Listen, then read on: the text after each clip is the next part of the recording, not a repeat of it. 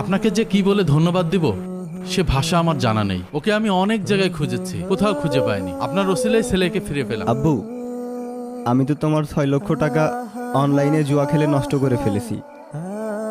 আরে বাবা, এই বয়সে একটু ভুল হয়, তাই বলে তুমি বাড়ি ছেড়ে চলে আসবে? এটা করা উচিত হয়নি।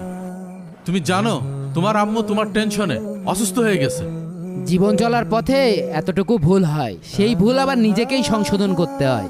আমাদের প্রিয় নবী হযরত মুহাম্মদ সাল্লাল্লাহু আলাইহি সাল্লাম বলেছেন, পিতামাতার অবাধ্য সন্তান, জুয়ায় অংশগ্রহণকারী, খুঁটাদাতা ও মদ্যপায়ী এই সমস্ত লোক জান্নাতে প্রবেশ করবে না।